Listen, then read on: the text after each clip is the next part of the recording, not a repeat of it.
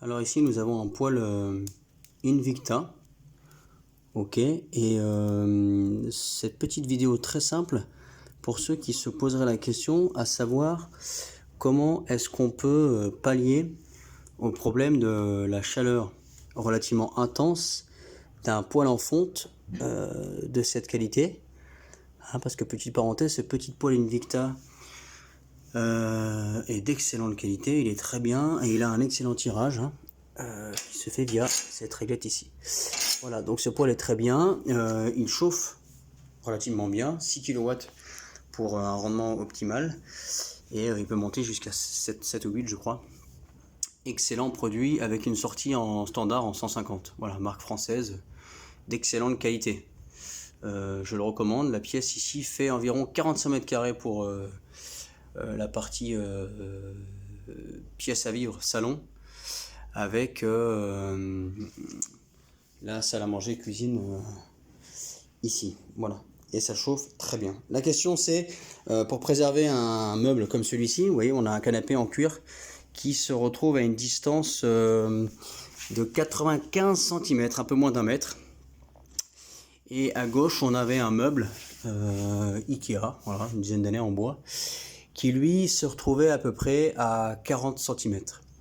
Donc il était beaucoup trop proche. Eh bien, je conseille à tous ceux qui ont ce genre de poêle, c'est pas ce qu'il y a de plus glamour, en revanche c'est pas moche, voilà, c'est une petite touche contemporaine.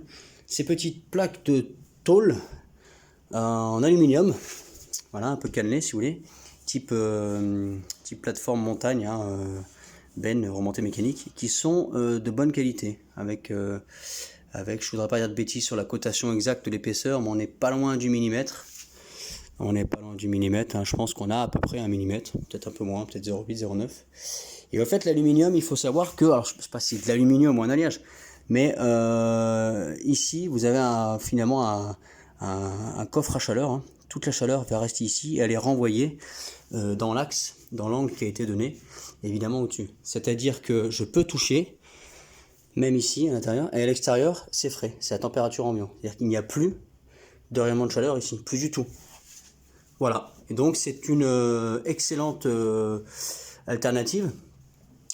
Ici je m'étais quand même mis de toute façon à 22 cm là, 20 cm ici, et je suis presque à 25-26 entre mon tuyau de 150 et le mur en dévoiement. Voilà. Après je remonte et je repars là-dedans tranquillement dans mon boisseau. Voilà. Ce qu'il faut comprendre, c'est que là, j'avais une chaleur qui était tellement intense que je ne pouvais plus toucher le meuble. Ici, on ne pouvait pas toucher le meuble, on ne pouvait pas mettre la main. C'était voilà.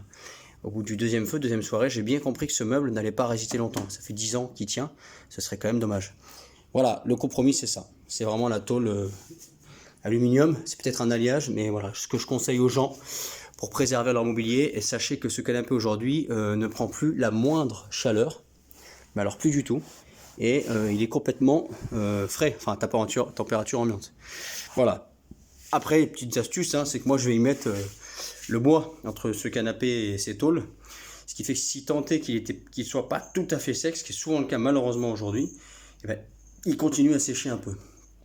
Voilà, donc n'hésitez pas, si vous voulez apporter votre petite contribution ou vous avez des commentaires à faire, ou que j'ai fait des erreurs techniques, à m'en faire part et on pourra en discuter tranquillement.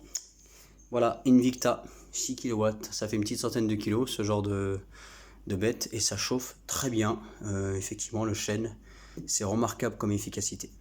Voilà, de petites tôles en aluminium que vous mettez sur les côtés.